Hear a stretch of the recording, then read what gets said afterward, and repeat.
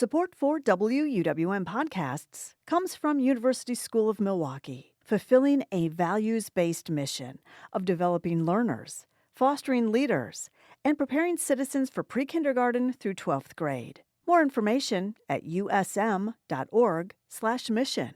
This is Capital Notes from Milwaukee's NPR. I'm Maayan Silver, speaking with J.R. Ross, editor of whizpolitics.com. Hi, J.R. Thanks for being here. Oh, thanks for having me. Okay, let's start with immigration. It's on many people's minds given President Trump's immigration crackdown and the resistance in places like Minneapolis. Last week, Democratic U.S. Representatives Gwen Moore and Mark Pocan both opposed a government funding package as they pushed for more guardrails to hold the Department of Homeland Security and ICE accountable. But Democrats didn't have enough votes to stop the funding package. All the Wisconsin GOP House members voted in favor of it, and President Trump signed it into law last week as well. What should we know there? So there's still this kind of a negotiation going on about the portion of the federal budget that deals just with ICE, Homeland Security, those kind of agencies. There is a temporary extension, essentially, to keep it funded. They're trying to work out a deal to get something done for more permanent funding structure. The issue is it's not clear how they get out of the situation there because Democrats are dead set against funding what they see are heavy-handed tactics. And Republicans aren't looking like they're going to give in to all the demands that Democrats have. So what's the path out of this?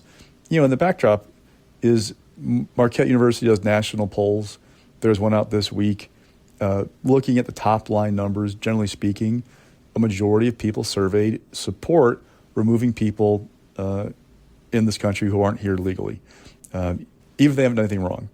Now, if you ask the question a different way about if they've been here for years and et cetera, haven't done anything wrong, change numbers a little bit. But still, generally speaking, a straight up question, the American public wants those who aren't here legally to be removed. The issue is the tactics the Trump administration has been using, what we're seeing out of Minneapolis, and that has been roiling politics. You're seeing the president's numbers go down. You're seeing national polling that shows what's been a strength, immigration, turning into a bit of a weakness. Now, it depends on what social media platforms you're on and who you follow. We can get to a little bit of a bubble about what's going on, but it's definitely clear that the White House is trying to find a change in tactic, trying to turn things down because the two shootings in Minneapolis have really inflamed the public. The question really is, beyond the funding debate, which, we got a week and a half left, I think, or something like that, for they got to work out a deal. Politically, this is really firing up Democrats. It probably continues to impact things through the spring in Wisconsin. We have a Supreme Court race in April. But will it be that big of an issue come November, when there are midterm elections? I had someone put out to me that if you asked people a month ago about Minneapolis, the first thing they think about were Somali daycares, right? That was the big story out of Minneapolis, this alleged fraud. Now, you mentioned Minneapolis, and it's all about what ICE is doing in there and these protests and the shooting deaths, and it's just totally changed. Who knows what a month from now will be dominating the headlines, right? It's just there's a constant churn out of this White House that makes it hard for the general public to keep up and honestly leaves people exhausted sometimes about what's going on. And the House vote on the funding came after the U.S. Senate last week approved those funding bills with a shorter-term funding extension for the Department of Homeland Security. In a turn of events that might seem strange to the casual observer, Wisconsin's Democratic U.S. Senator Tammy Baldwin voted in favor of that package, while Wisconsin's Republican U.S. Senator Ron Johnson voted against it. What was going on there? Ron Johnson's kind of doing a little bit of a protest vote, making clear he's not a fan of making changes or giving in to what Democrats want. So a little bit of that going on, a little messaging. Again, this thing was a temporary reprieve. The bigger question I'm looking for is when push comes to shove and it's more of a permanent funding solution, how are they going to vote and where's everybody going to end up in that U.S. Senate? That's going to be an interesting process to watch. And then if they can pass something in the Senate, what's the House do? Because the margin is very narrow for Republicans, and there's grumbling among some Republicans that President Trump is giving too much to Democrats, and they don't want to see him compromise as much as others do. Has Republican candidate for Wisconsin Governor Tom Tiffany or any of the Democratic gubernatorial candidates weighed in on how they want Wisconsin to deal with ICE? Well, Tom Tiffany has said if you're here illegally, you should be removed. Those who commit crimes should be removed. He said in various interviews that, he envisions ICE, if he's governor, ICE would work the way he believes it should, which is to cooperate with the agency and remove those who shouldn't be here. Democrats have had a different take on things. They have decried, and I'm seeing, there are 10 Democrats running for governor. I'm trying to kind of give overview of all 10 of them. So sorry for being a little bit general with these guys, but there are 10. But generally speaking, they've been unhappy with the tactics ICE has engaged in. You've seen them pushing back on what's going on and promising that if they were elected, they would not stand for these kinds of things if it was brought to Wisconsin. This is Capitol Notes. I'm Maayan Silver, speaking with J.R. Ross of whizpolitics.com. So meanwhile, U.S. Representative Scott Fitzgerald of Juneau said he was extremely disappointed that the funding package didn't include Republicans' SAVE Act. That's called by Republicans as the Make Elections Great Again Act, which would require proof of citizenship to register to vote. It's been sponsored by Wisconsin Congressman Brian Stile, whose district includes Kenosha, Racine, and parts of Milwaukee County. What is the SAVE Act in a nutshell, and what do you see as its political future?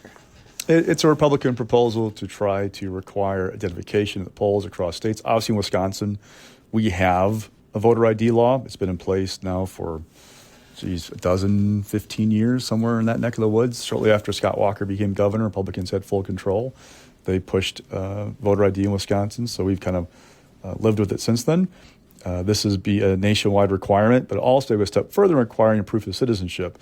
Now, I'm not an expert in how you would do that, if you have to have your birth certificate or a passport to prove citizenship, like how that would be worked out. But there is a concern among some people that if you go from voter ID, which, let's be honest, look at polls, it's widely popular across the country. I think even like national polls show a majority of Democrats support it, for example, that beyond showing an ID, you would then require this citizenship proof.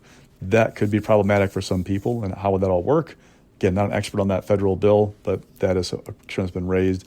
For Democrats, they're if you look at opinion polling, they know they're on the quote-unquote wrong end of this in terms of where the public is at. But part of their fear, my take is from my conversations, is if you give it on this, what else Republicans want next, right? You've seen Trump talk about nationally about Republicans should quote-unquote take over voting in 15 places, that they should nationalize the elections.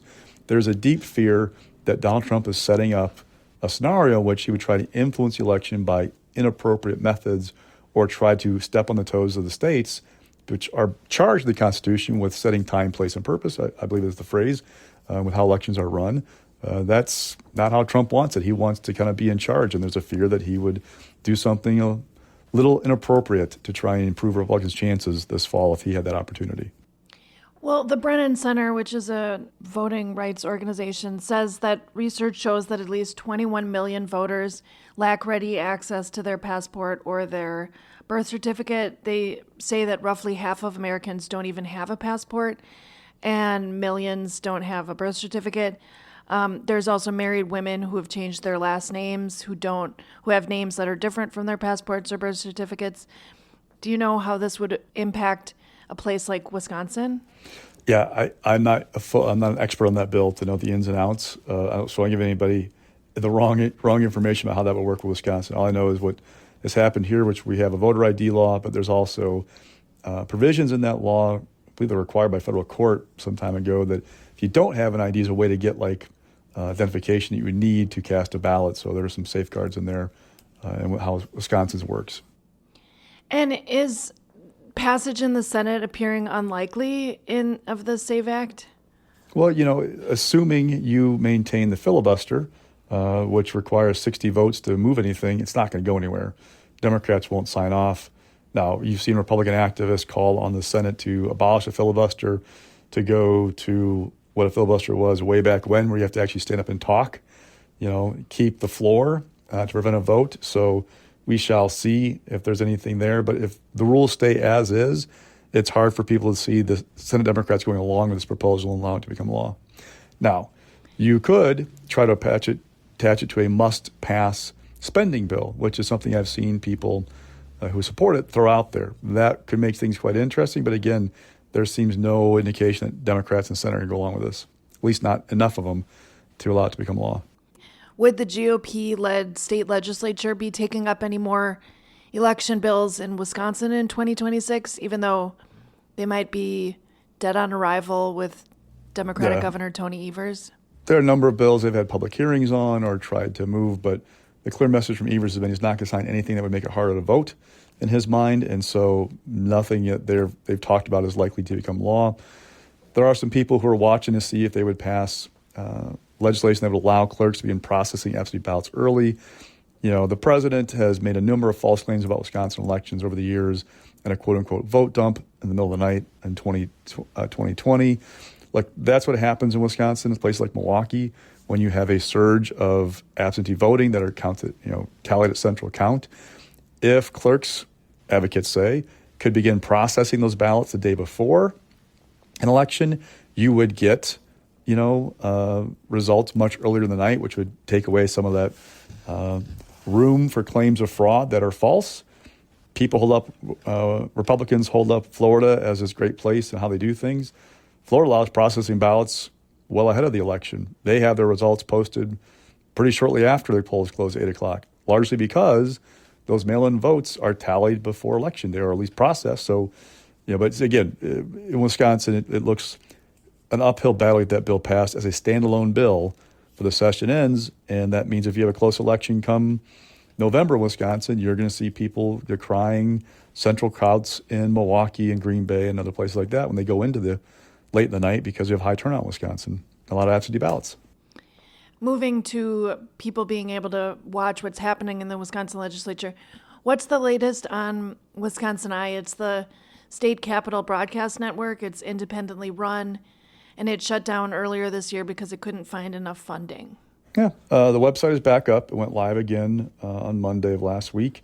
They got $50,000 from the legislature. There's a body called the Joint Committee on Legislative Organization.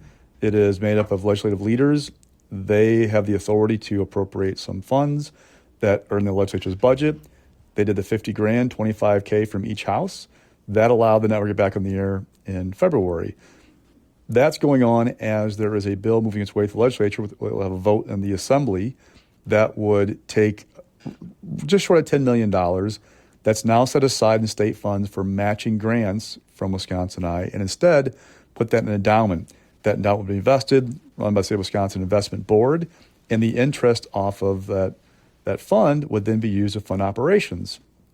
Now, if you were to invest it tomorrow, it'd take a while to generate those funds, right? So in the meantime, there's a question about how you'd fund Wisconsin Eye to keep it rolling. John Hankus is president of the network. He has said if the Senate gets on board with that bill and the governor, it would free up about $175,000 in private donations, and he thinks others would come behind it. The real issue is the Senate. In the Assembly, Speaker Robin Voss, a Republican, Greta Neubauer, the minority leader, a Democrat, they are co-sponsors of the bill. It passed out of committee unanimously last week. It's getting a floor vote this week. In the Senate, though, you have Republicans who really have some questions about Wisconsin Eye, how it's been run, its finances, its leadership. So there are some real hang-ups over there to get that bill done. And it's not clear there's a path to getting it done. Don't forget the Assembly is scheduled to adjourn by February 19th. The Senate's supposed to be until like March. But after that, legislative activity will die down quite a bit. So there's a thought among some members of the Senate, hey, they've got time. Now, Wisconsin has other programming, covers other things besides just legislative hearings, but there is really a possibility it goes dark again, and whatever it is isn't back up again until the next session in 2027. But we shall see. That's to be determined. All right. Definitely something to keep track of. Thanks for the insights, JR, and thanks for joining me on Capitol Notes. Anytime. That was J.R. Ross, editor of whizpolitics.com, speaking with me, WUWM's Maayan Silver. Listen for our segments every other Monday with an extended segment on Lake Effect, and check out the Capitol Notes podcast wherever you get your podcasts.